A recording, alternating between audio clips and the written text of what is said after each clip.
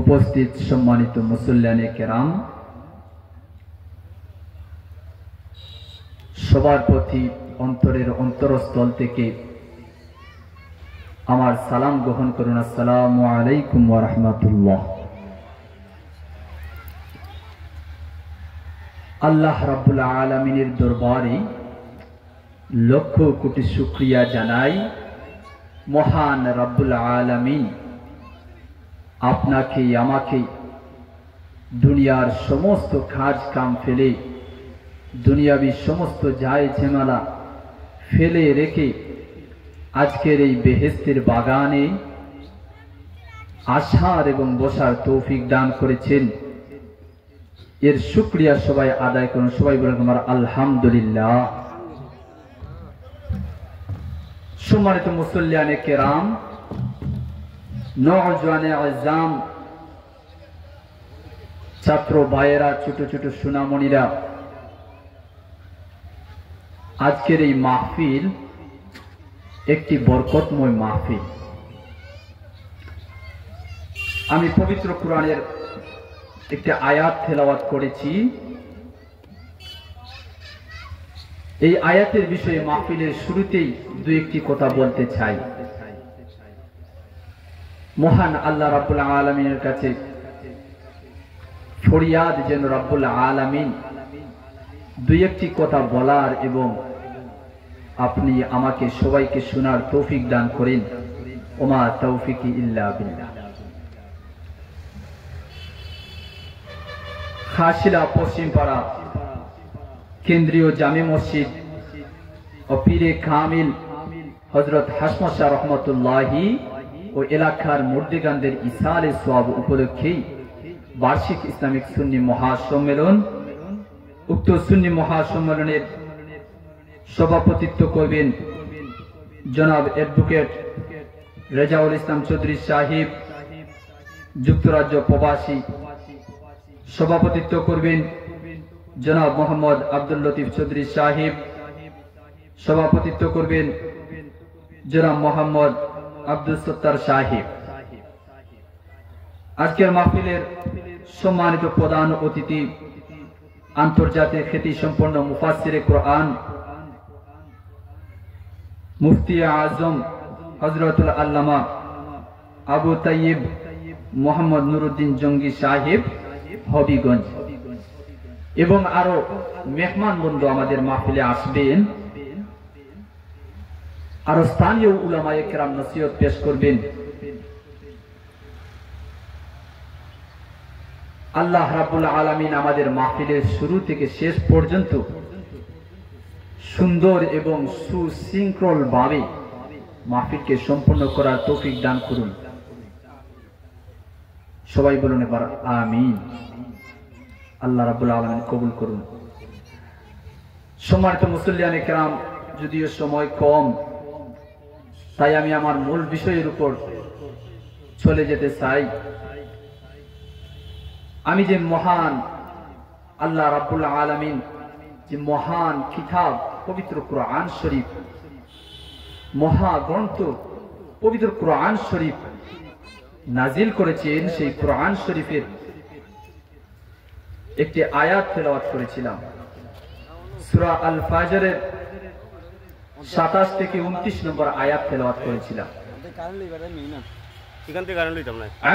মুসল্লিয়ানে কেরাম, আমার ভাইয়েরা, আল্লাহ রাব্বুল আলামিন কোরআনের মধ্যে ঘোষণা করে দিলেন, ইয়া আইয়াতুহান নাফসুল মুতমাইন্নাতু রুজিই ইলা রাব্বিকি রাদিয়াতাম মারদিয়া فادخلي في عبادي وادخلي جنتي। বলেন না সুবহানাল্লাহ। আল্লাহ রাব্বুল আলামিন কোরআনের মধ্যে ঘোষণা করে দিলেন, হে প্রশান্ত হৃদয়, হে প্রশান্ত হৃদয়, তোমরা তোমাদের রবের কাছে, তোমরা তোমার রবের কাছে ফিরে আসো সন্তুষ্ট সন্তোষ ভাজন হয়ে, সন্তুষ্ট এবং সন্তোষভাজন হয়ে তোমরা তোমার রবের নিকট ফিরে আসো। ফাদখুলি ফি ইবাদি, তোমরা আমার বান্দাদের অন্তর্ভুক্ত হও। ওয়াদখুলি জান্নাতি, এবং তোমরা জান্নাতের মধ্যে প্রবেশ করো। বলেন না সুবহানাল্লাহ। আল্লাহ রাব্বুল আলামিন বলেন, ও দুনিয়ার মানুষেরা, হে প্রশান্ত হৃদয়। প্রথম আয়াতে আল্লাহ রাব্বুল আলামিন বলেন, হে প্রশান্ত হৃদয়।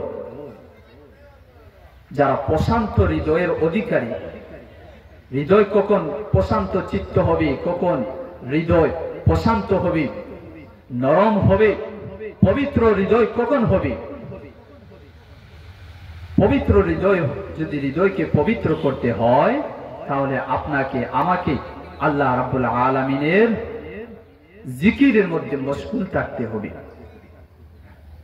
আল্লাহ রাব্বুল আলামিনের আদেশগুলো মানতে হবে। রাহমাতুল লিল আলামিন দয়াল নবীর দেখানো পথে আপনাকে আমাকে চলতে হবে।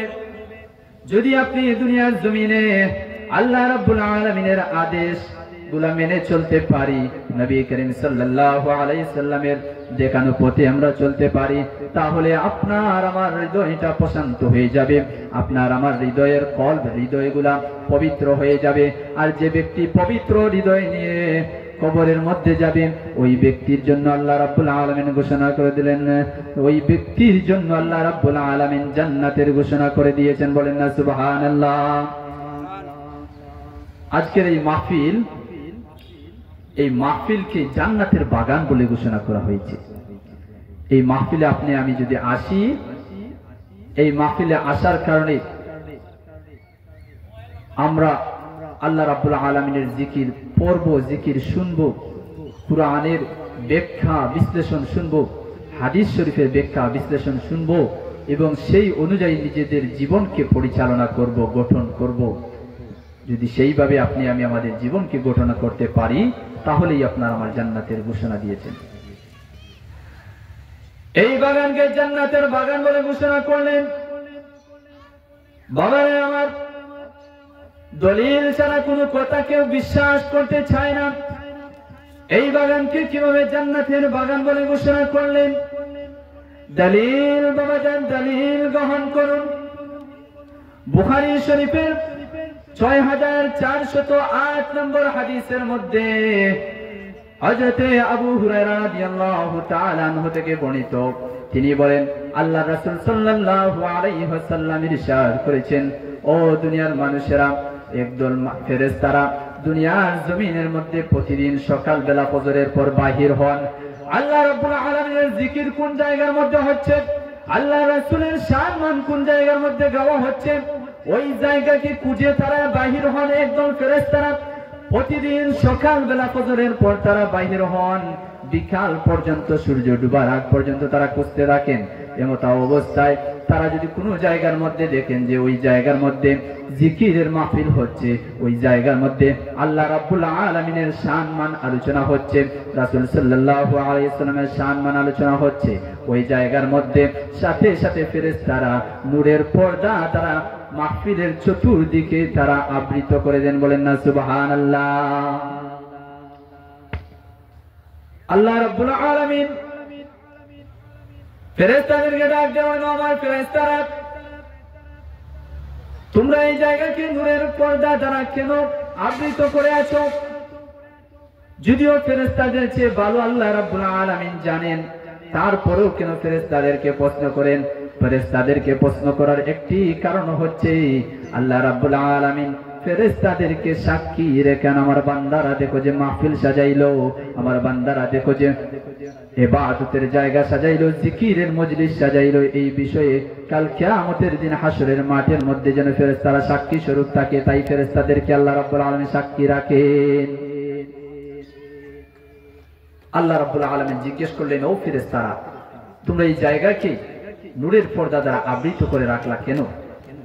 ফেরেশতারা ডাক দেন, ইয়া রাব্বুল আলামিন, এই জায়গার মধ্যে কিছু বান্দারা আপনার গোলামির মধ্যে মশগুল আছে, আপনার জিকির করছে, আপনার প্রশংসা করছে, আপনি রব্বুল আলামিনের কৃতজ্ঞ করছে, কৃতজ্ঞ হচ্ছে, তারা আপনার গুণগান গাচ্ছে। আল্লাহ রাব্বুল আলামিন জিজ্ঞেস করেন, ও ফেরেশতারা,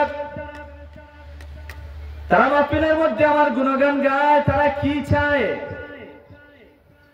তারা যে আমার গুণগান গাইলো, রব্বুল আলামিন বলেন রব্বুল আলামিনের গুণমান জেনে তারা গাইলো, তারা কি আমি রব্বুল আলামিনকে দেখেছে?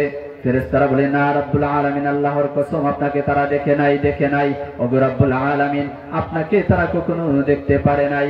আল্লাহ রব্বুল আলামিন বলেন, ও ফেরেশতারা, যদি তারা আমাকে দেখতো কেমন হতো?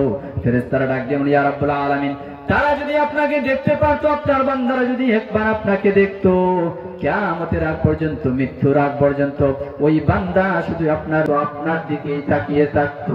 ইয়া রব্বুল আলামিন, ওই বান্দা শুধু আপনার দিকেই তাকিয়ে থাকতো এবং আপনার প্রশংসা করত, কখনোই নাফরমানির মধ্যে লিপ্ত হতো না। এরপরে আল্লাহ রাব্বুল আলামিন ফেরেশতাদেরকে প্রশ্ন করেন, আমার ফেরেশতা, আমার বান্দারা এই মাহফিলের মধ্যে বসে কি চায়? ফেরেশতারা ডাক দিয়ে বলে, ইয়া রাব্বুল আলামিন, তারা তো জান্নাত যেতে চায়, জান্নাতে যেতে চায়। আল্লাহ রাব্বুল আলামিন বলেন, তারা কি জান্নাত দেখেছে? ফেরেশতারা বলেন, না, দেখে নাই। আল্লাহ রাব্বুল আলামিন আবার প্রশ্ন করেন, তারা যদি জান্নাত দেখতো কি হতো? ফেরেশতারা উত্তর দেন, ইয়া রাব্বুল আলামিন, তারা যদি জান্নাত দেখতো, জান্নাতের নিয়ামত ভক্ষণ করার জন্য তারা প্রতিনিয়ত আফসোস করতে থাকতো, দুনিয়ার জমিন থেকে আপনার ইবাদতে আরো বেশি মশগুল থাকতো। বলেন না সুবহানাল্লাহ। এরপরে আল্লাহ রাব্বুল আলামিন আবার প্রশ্ন করেন, ও আমার ফেরেশতা, তারা কোন জিনিস থেকে পানা চায়, কোন জিনিস থেকে মাফি চায়?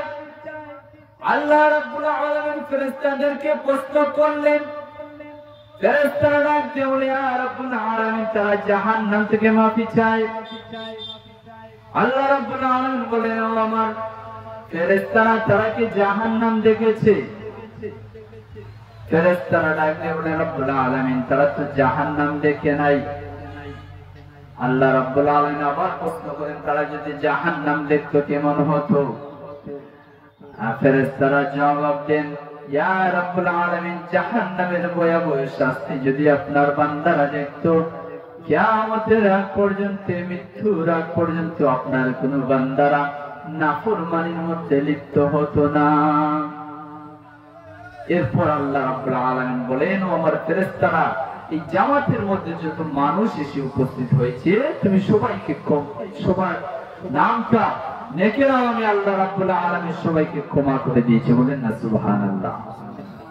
এই মাহফিলে আসার প্রয়োজন আছে কি নাই? ফেরেশতারা ডাক দিয়ে বলে, ইয়া রাব্বুল আলামিন, এই মাহফিলের মধ্যে একজন ব্যক্তি এসেছে যে অন্য কাজে এসেছিল, এই মাহফিলে আপনার জিকির করতে আসে নাই, সে অন্য কাজের উসিলায় এই মাহফিলের মধ্যে এসেছে, এই মাহফিলের সামিয়ানার ভিতরে এসেছে, তাকে আমরা কি করব? আল্লাহ রাব্বুল আলামিন ঘোষণা করে দিলেন, ও আমার ফেরেশতারা, ওই যে আমার জিকিরকারী বান্দাদের উসিলায় ওই বান্দারে তোমরা ক্ষমা করে দাও। বলেন না সুবহানাল্লাহ। তাহলে বুঝতে পারলাম মাহফিলে আসলে আমাদের ফায়দা আছে।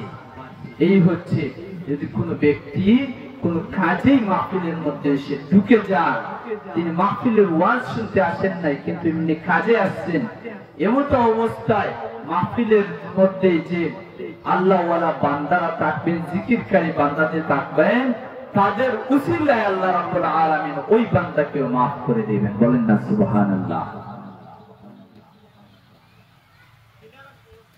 সম্মানিত মুসল্লিয়ানে কেরাম, আমার আলোচ্য বিষয় ছিল গীবত বিষয়ে। আমি কিছু আলোচনা করার চিন্তা ভাবনা করেছিলাম।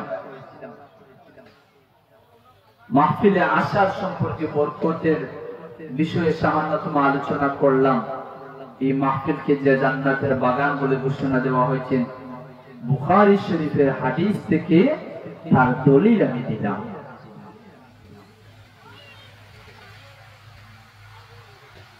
ও আমার ভাইয়েরা, গভীর মনোযোগ। এই দুনিয়ার জমিনে কেউ চিরকাল থাকতে পারে নাই, থাকতে পারবে না। মৃত্যু মানুষকে আঁকড়াও করে পাকড়াও করে ধরবে। মৃত্যু থেকে পলায়ন করে কেউ বাঁচতে পারে নাই। রাজা বাদশারা ছিল, সবাই মারা গিয়েছে। আপনি আমিও মারা যাব। আজকের এই মাহফিলের মধ্যে আপনি আমি যদি শরীক হতে পারি, আল্লাহ রাব্বুল আলামিন যে ক্ষমার ঘোষণা দিয়েছেন, হতে পারে কোন আল্লাহওয়ালা বান্দার উসিলায় আল্লাহ রাব্বুল আলামিন এই গ্রামের, এই এলাকার, এই মাহফিলের মধ্যে যত মানুষ থাকবে, যত মুর্দেগান আছে, সবাইকে আল্লাহ রাব্বুল আলামিন ক্ষমা করে দিতে পারে।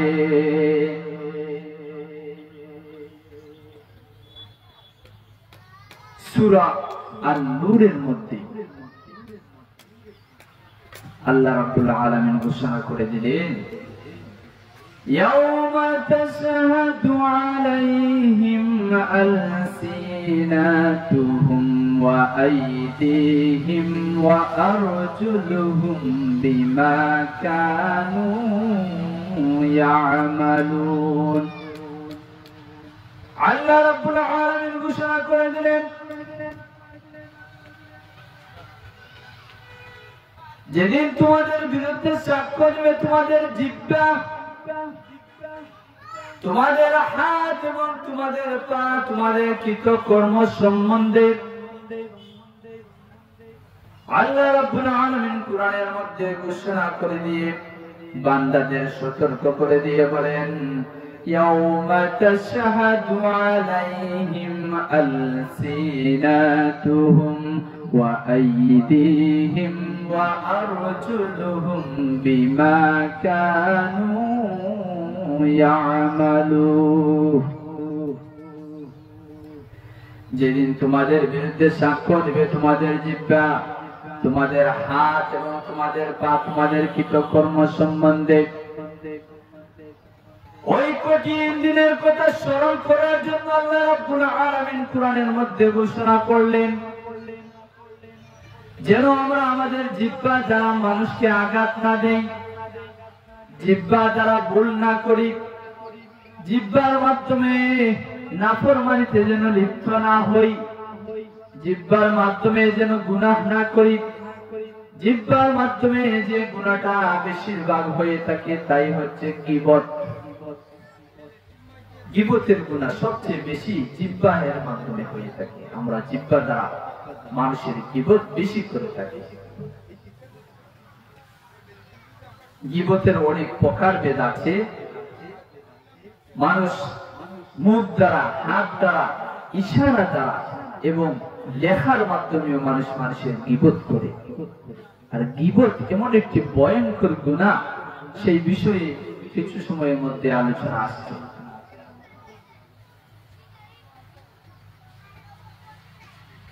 গীবত এমন একটি গুনাহ। গীবত কাকে বলে? হযরতে আবু হুরায়রা রাদিয়াল্লাহু তাআলা আনহু থেকে বর্ণিত মুসলিম শরীফের হাদিস 322 নম্বর হাদিস। বাবাজান দলিল গ্রহণ করুন। 322 নম্বর হাদিসের মধ্যে মুসলিম শরীফের মধ্যে আল্লাহর নবী রাহমাতুল লিল আলামিন ইরশাদ করেছেন, হযরত আবু হুরায়রা রাদিয়াল্লাহু তাআলা আনহু থেকে বর্ণিত, তিনি বলেন, আল্লাহ নবী সাহাবীদেরকে জিজ্ঞেস করলেন, ও আমার সাহাবীরা, তোমরা কি জানো গীবত কাকে বলা হয়? সাহাবীরা উত্তর দিলেন, ইয়া রাসূলুল্লাহ, ইয়া হাবিবাল্লাহ, আল্লাহ এবং আল্লাহর রাসূল সাল্লাল্লাহু আলাইহি ওয়াসাল্লাম অধিক ভালো জানেন। বলেন না সুবহানাল্লাহ। সাহাবীদের কত মর্যাদা ছিল, সাহাবীদের ব্যবহার কেমন ছিল, সাহাবীদের চরিত্র কেমন ছিল, সাহাবীরা সত্যের মাপকাঠি ছিলেন। তারা কেমন আল্লাহ রাসূলকে ভালোবাসতেন, কেমনি ভাবে আল্লাহ রাসূলকে সম্মান জানাতেন, বলেন না সুবহানাল্লাহ। তারা যে বিষয়ে জানতেন না অযথা সেই বিষয়ে কথা বলতেন না। আপনাকে আমাকে তো বললে আমরা অযথাই কথা বলে ফেলি, জানি না সেই বিষয়ে আমরা কথা বলে ফেলি, কিন্তু সাহাবীরা এমন ছিলেন না। হযরত আবু হুরায়রা রাদিয়াল্লাহু তাআলা আনহু বলেন, আল্লাহ নবী জিজ্ঞেস করলেন, ও আমার সাহাবীরা, তোমরা কি জানো গীবত কাকে বলা হয়? সাহাবীরা উত্তর দিলেন, ইয়া রাসূলুল্লাহ, ইয়া হাবিবাল্লাহ, ও আল্লাহর নবী, ও রাহমাতুল লিল আলামিন, গীবত সম্পর্কে আপনি এবং আল্লাহ রাব্বুল আলামিন এবং আল্লাহর রাসূল ভালো জানেন। তাই তো আল্লাহ রাব্বুল আলামিন কুরআনের মধ্যে ঘোষণা দিলেন, ইয়া আইয়ুহান নাবিয়্যু হাসবুকাল্লাহু ওয়া মান ইত্তাবা'আকা মিনাল মুমিনিন। হে নবী, আপনার জন্য, আপনার সাহাবীদের জন্য, আপনার সঙ্গী সাথীদের জন্য আল্লাহ রাব্বুল আলামিন সর্বক্ষেত্রে যথেষ্ট, বলেন না সুবহানাল্লাহ। আল্লাহ নবী বলেন, ও দুনিয়ার মানুষেরা শুনে রাখো, শুনে রাখো, নিশ্চয় আল্লাহ রাব্বুল আলামিন বদরের সাহাবীদের ব্যাপারে অবগত আছেন। তিনি বদরের সাহাবীদের মর্যাদা দিয়ে বলেছেন, বদরের সাহাবীদের সামনের এবং পিছনের সমস্ত গুনাহ আল্লাহ রাব্বুল আলামিন ক্ষমা করে দিয়েছেন, বলেন না সুবহানাল্লাহ। এই ছিল সাহাবীদের মর্যাদা। সাহাবীদের মর্যাদা বলে শেষ করার মতো নয়। আমার বিষয় ছিল গীবত সম্পর্কে। গীবত সম্পর্কে আল্লাহ রাসূল, সাহাবীরা বললেন, আল্লাহ এবং আল্লাহ রাসূল সাল্লাল্লাহু আলাইহি ওয়াসাল্লাম অধিক ভালো জানেন। আল্লাহ নবী বলেন, তুমি তোমার ভাইয়ের সম্পর্কে, তুমি তোমার মুসলমান ভাইয়ের সম্পর্কে, বা তুমি তোমার প্রতিবেশী, আত্মীয় স্বজন, এমন কোন মানুষের সম্পর্কে এমন কোন কথা বলা, যা বলার পর, যা শোনার পর ওই ব্যক্তি শুনে কষ্ট পাবে, এমন কথাটাই হচ্ছে গীবত। সাহাবীরা জিজ্ঞেস করলেন, ইয়া রাসূলুল্লাহ, ইয়া হাবিবাল্লাহ, আমি যে আমার ভাইয়ের সম্পর্কে যে কথাটি বলেছি, এই কথাটি যদি সত্য হয়, আমার ভাইয়ের মধ্যে যদি এই কথাটি বিদ্যমান থাকে, তাহলে কি হবে? আল্লাহ নবী সাথে সাথে বললেন, ও আমার সাহাবীরা, তাহলে তুমি তোমার ভাইয়ের গীবত করলা, আর যদি তোমার ভাইয়ের মধ্যে সেই কথাটা বিদ্যমান না থাকে, তাহলে তুমি তার উপর অপবাদ দিলা। গীবতের শাস্তির চেয়ে কঠিন শাস্তি তোমাকে পেতে হবে ওই অপবাদ দেওয়ার কারণে, বলেন না নাউযুবিল্লাহ। আবু দাউদের হাদিস, দলিল বাবাজান, দলিল গ্রহণ করুন। আবু দাউদের হাদিস 668 নম্বর হাদিসের মধ্যে মা আয়েশা সিদ্দিকা রাদিয়াল্লাহু তাআলা আনহা থেকে বর্ণিত। মা আয়েশা সিদ্দিকা রাদিয়াল্লাহু তাআলা আনহা বলেন, আল্লাহ নবীর সামনে একদিন মা আয়েশা সিদ্দিকা রাদিয়াল্লাহু তাআলা আনহা বললেন, রাসূল সাল্লাল্লাহু আলাইহি সাল্লামের স্ত্রী সাফিহা সম্পর্কে। মা আয়েশা সিদ্দিকা বললেন, সাফিহা সম্পর্কে গো রাসূলুল্লাহ, গো রাসূল সাল্লাল্লাহু আলাইহি সাল্লাম, সাফিহা সম্পর্কে এতটুকুই বলা যথেষ্ট। সাফিহা হচ্ছে এরূপ এরূপ। এই কথা দ্বারা মা আয়েশা সিদ্দিকা রাদিয়াল্লাহু বুঝাতে চেয়েছিলেন, সাফিহা রাদিয়াল্লাহু তাআলা আনহু একটু কম লম্বা। আল্লাহ নবী ডাক দিয়ে বলেন, আয়েশা, তুমি যে কথা বলেছ, তোমার এই কথাটি গীবতের অন্তর্ভুক্ত হয়ে গেছে। তোমার এই কথাকে যদি সমুদ্রের পানির সাথে মিশ্রণ করে দেওয়া হয়, সমুদ্রের পানির রং পরিবর্তন করে দেবে তোমার এই কথার দরুন। তোমার এই কথার দরুন সমুদ্রের পানিকে দূষিত করে ফেলবে, বলেন না নাউযুবিল্লাহ। এ তো ভয়ানক হচ্ছে গীবত।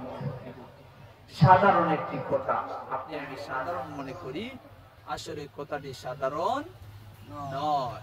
সবাই দুরূদ পড়ুন, আল্লাহুম্মা সাল্লি আলা সাইয়্যিদিনা মাওলানা মুহাম্মাদ ওয়া আলা আলি সাইয়্যিদিনা মাওলানা মুহাম্মাদ।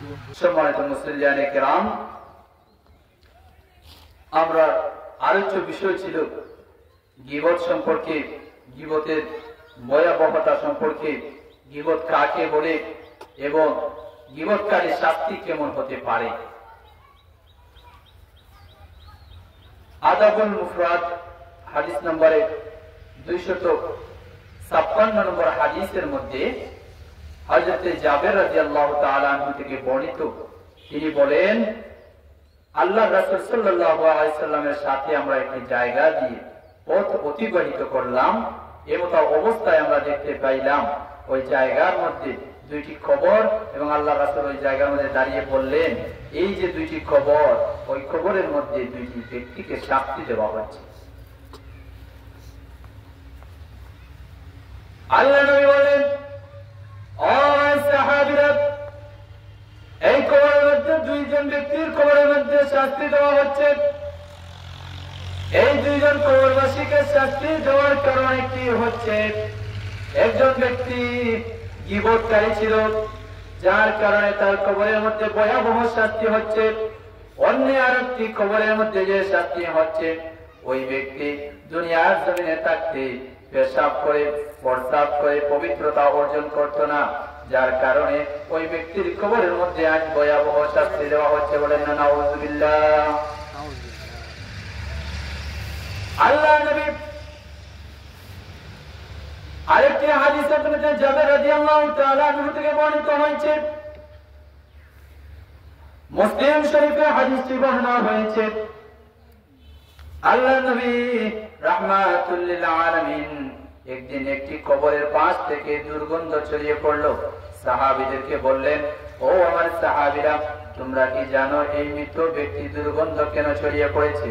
আল্লাহ নবীর সাথে সাথে বললেন, ও আমার সাহাবীরা, এই ব্যক্তি দুনিয়ার জমিনে থাকতে গীবত করত, মানুষের সমালোচনা করত, তার এক ভাই আরেক ভাইয়ের বিরুদ্ধে কথা বলতো, মুসলমান আরেক মুসলমানের বিরুদ্ধে চায়ের হোস্টেলে বসে, দোকানে বসে, রাস্তায় বসে, বাড়িতে বসে সমালোচনা করত, গীবত করত, যার কারণে তার কবরের মধ্যে শাস্তি দেওয়া হচ্ছে, বলেন না নাউযুবিল্লাহ। গীবতের আরেকটি শাস্তি ভয়াবহ শাস্তি। আল্লাহ মেরাজের রজনীতে যখন তার সামনে জান্নাত জাহান্নাম তুলে ধরা হয়েছিল, আল্লাহ নবী ঘুমিয়ে আছেন, এমত অবস্থায় হযরত জিবরাইল আলাইহিস সালাম দুনিয়ার জমিনে নাজিল হয়ে গেলেন। জিবরাইল আলাইহিস সালাম সালাম দিলেন, ইয়া রাসূলুল্লাহ, ইয়া হাবিবাল্লাহ, আমি জিবরাইলের সালাম গ্রহণ করুন। ঘরের ছাদকে পার করে জিবরাইল আলাইহিস সালাম নাজিল হইলেন। এমত অবস্থায় আল্লাহ নবীকে নিয়ে গেলেন জমজম কূপের সামনে। জমজম কূপের সামনে নিয়ে আল্লাহ রাসূল সাল্লাল্লাহু আলাইহি ওয়াসাল্লামকে বক্ষকে বিদীর্ণ করে বক্ষ মুবারককে ধৌত করলেন। জমজমের পানি দ্বারা ধৌত করে হিকমত এবং ঈমানের পাত্র, সোনার পাত্রের মধ্যে হিকমত এবং ঈমানের ভর্তি পাত্র বুকের মধ্যে বক্ষের মধ্যে ঢেলে দিয়ে বক্ষকে বন্ধ করে দিলেন। চলে গেলেন, আল্লাহ নবীকে বুরাকের মাধ্যমে নিয়ে গেলেন মসজিদুল হারাম থেকে মসজিদুল আকসার মধ্যে।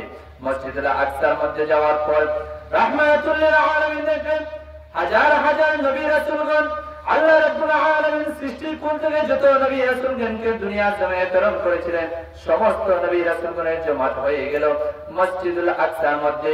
এই মসজিদুল আকসার মধ্যে 2 রাকাত নামাজ আদায় করলেন। বুখারী শরীফের হাদিস থেকে জানা যায়, আল্লাহ নবী রাহমাতুল লিল আলামিন ওই নামাজের মধ্যে ইমামতি করেছিলেন। এর মাধ্যমে আল্লাহ রাব্বুল আলামিন সমস্ত নবী রাসূলগণের ইমাম হিসেবে আমাদের নবীকে মর্যাদা দান করলেন, বলেন না সুবহানাল্লাহ। এরপর আল্লাহ নবী রাহমাতুল লিল আলামিনকে নিয়ে যাওয়া হলো প্রথম আসমানে। হযরত জিবরাইল আলাইহিস সালাম অনুমতি চাইলেন আকাশের ফেরেশতাদের কাছে। দ্বিতীয় আসমানে নেওয়া হলো। এভাবে প্রত্যেক আসমানে অনুমতি চাইলেন। প্রথম আসমান, দ্বিতীয় আসমান, তৃতীয় আসমান, চতুর্থ আসমান, পঞ্চম আসমান, সপ্তম আসমান, এইভাবে ষষ্ঠ থেকে সপ্তম আসমানের মধ্যে চলে গেলেন। সপ্তম আসমানে যাওয়ার পর হযরত ইব্রাহিম আলাইহিস সালামের সাথে দেখা। হযরত ইব্রাহিম আলাইহিস সালাম বাইতুল মালের সাথে এলান দিয়ে বসে আছেন। এমত অবস্থায় সিদরাতুল মুনতাহার মধ্যে আল্লাহর নবী গেলেন। সিদরাতুল মুনতাহা থেকে আল্লাহর নবী রাহমাতুল লিল আলামিন চলে গেলেন আরশে আজিমের মধ্যে। আরশে আজিমের মধ্যে গিয়ে রাহমাতুল লিল আলামিন রব্বুল আলামিনের সাথে দিদার নসিব হয়ে গেল। বলেন না সুবহানাল্লাহ। এরপরে আল্লাহ রাসূল সাল্লাল্লাহু আলাইহি সাল্লামকে জান্নাত এবং জাহান্নামের দৃশ্যগুলো দেখানো হলো। যে আল্লাহ রাসূল জান্নাত এবং জাহান্নাম ভ্রমণ করলেন। এমত অবস্থায় জাহান্নামের মধ্যে একজন ব্যক্তিকে কঠিন শাস্তি দেওয়া হচ্ছে। ওই ব্যক্তির হাতের নখ হচ্ছে তামার তৈরি, তামা দ্বারা হাতের নখ তৈরি, তামা দ্বারা হাতের নখ তৈরি। ওই ব্যক্তি নিজের বক্ষ থেকে, নিজের গাল থেকে গুস্ত ছিঁড়ে নিজে নিজে বক্ষণ করছে, আবার বরাত হচ্ছে, আবার বক্ষণ করছে। এই অবস্থায় তো কঠিন শাস্তি। আল্লাহ নবী ডাক দিলেন, ওই জিবরাইল, এই ব্যক্তিকে তো কঠিন শাস্তি কেন দেওয়া হচ্ছে? হযরত জিবরাইল আলাইহিস সালাম বলেন, ইয়া রাসূলুল্লাহ, ইয়া হাবিবাল্লাহ, এই বান্দা দুনিয়ার জমিনে থাকতে সে তার মৃত ভাইয়ের গোশত বক্ষণ করত, অর্থাৎ সে তার ভাইয়ের সম্পর্কে গীবত পোষণ করত, তার আরেক ভাইয়ের ইজ্জত হানি করত, সমালোচনা করত। এই কারণে তার এই কঠিন শাস্তি দেওয়া হচ্ছে। তার এই কারণে তার কবরের মধ্যে, হাসরের মধ্যে, ফুলসিরাতের মধ্যে, সমস্ত ঘাটের মধ্যে সে আটকা পড়ে যাবে। এর কারণে সে গীবত করার কারণে তার এই কঠিন শাস্তি দেওয়া হচ্ছে। বলেন না নাউযুবিল্লাহ। আল্লাহুম্মা সাল্লি আলা সাইয়্যিদিনা মাওলানা মুহাম্মদ ওয়া আলা আলি সাইয়্যিদিনা মাওলানা মুহাম্মদ। সম্মানিত মুসলিয়ানে কেরাম, সময় খুবই কম। কারেন্ট নিয়ে যাওয়ার কারণে আমাদের বক্তব্য সম্পূর্ণ করা সম্ভব হয় নাই। তো শর্টকাটে আর 2-1 মিনিট কথা বলবো। গীবত করলে মানুষের আমলিয়ত নষ্ট হয়ে যায়। আব্দুল্লাহ ইবনে আব্বাস রাদিয়াল্লাহু তাআলা থেকে হাদিস বর্ণিত, একদিন দুইজন সাহাবী নামাজ আদায় করছেন। এমত অবস্থায় আল্লাহ নবী দুই ব্যক্তিকে বললেন, নামাজ শেষ করে দুই ব্যক্তিকে বললেন, তোমরা আবার নামাজ আদায় করো ওযু করে, এবং আজকের রোজা আদায় করার পর আরেকদিন তোমরা এই রোজার কাজা আদায় করিও। তারা জিজ্ঞেস করে, ইয়া রাসূলুল্লাহ, ইয়া হাবিবাল্লাহ, কেন, কোন ভুলের কারণে আমাদের আবার নামাজ আদায় করতে হবে এবং আবার রোজা কাজা করতে হবে? আল্লাহ নবী বললেন, তোমরা যে অমুক ব্যক্তির গীবত করেছো, এর কারণে তোমাদের নামাজ নষ্ট হয়ে গেছে, নামাজ নষ্ট হয়েছে, তোমাদের রোজা নষ্ট হয়ে গেছে। তোমরা আজকের রোজা আদায় করে তোমরা আবারও রোজাটা আদায় করিও। তাই আর যে ব্যক্তির গীবত করা হয়, ওই ব্যক্তির সম্পর্কে আপনি আমি চাইলে পারলে ওই ব্যক্তিকে মাফ চাবো, ওই ব্যক্তির কাছে যেন সে মাফ করে দেয়। আর ব্যক্তি যদি মারা যান, তার মাগফিরাতের কামনা করবো। ওয়াখির দাওয়ানা আলহামদুলিল্লাহি রাব্বিল আলামিন। আল্লাহুম্মা সাল্লি আলা সাইয়্যিদিনা মাওলানা মুহাম্মদ ওয়া আলা আলি সাইয়্যিদিনা মাওলানা মুহাম্মদ। اللهم آمين. ربنا ظلمنا أنفسنا وإن لم تغفر لنا وترحمنا لنكونن من الخاسرين. ربنا آتنا في الدنيا حسنة وفي الآخرة حسنة وقنا عذاب النار. رب ارحمهما كما ربياني صغيرا وقل رب ارحمهما كما ربياني صغيرا. আল্লাহ ইয়া আরহামার রাহিমিন, আকরাম আকরাম আল্লাহ ওয়াসির মাহফিল কবুল আর মঞ্জুর ফরমাও। মাহফিলের শুরু থেকে শেষ পর্যন্ত তুমি মালিক মওলা সুন্দরভাবে আমাদেরকে পরিচালনা করার তৌফিক দান ফরমাও। আল্লাহ ইয়া আরহামার রাহিমিন, আকরাম আকরাম, তোমার যে বান্দারা মাহফিলের মধ্যে টাকা পয়সা দিয়া, শ্রম দিয়া, যে যেভাবে সাহায্য করলা, তোমার বান্দাদের সাহায্যে তুমি কবুল আর মঞ্জুর ফরমাও। এই জরিয়া তোমার বান্দাদের মার খানদান বাবার খানদান দাদা দাদি আত্মীয় স্বজনের খানদানের খানদান এই অত্র এলাকার যত মর্যাদানন্দকার কবরের বাসিন্দা তাদের কবরের মধ্যে সব দুনিয়া পৌঁছায় দাও তাদের কবরকে তুমি জান্নাতের বাগান বানাইয়া দাও আল্লাহ খাস করে আমার বাবার কবরকে জান্নাতের বাগান বানাইয়া দাও আল্লাহ আমাদের দাদি নানা নানি আত্মীয় স্বজন সবার কবরকে জান্নাতের বাগান বানাইয়া দাও ওয়া সালামুন আলাল মুরসালিন আলহামদুলিল্লাহি রাব্বিল আলামিন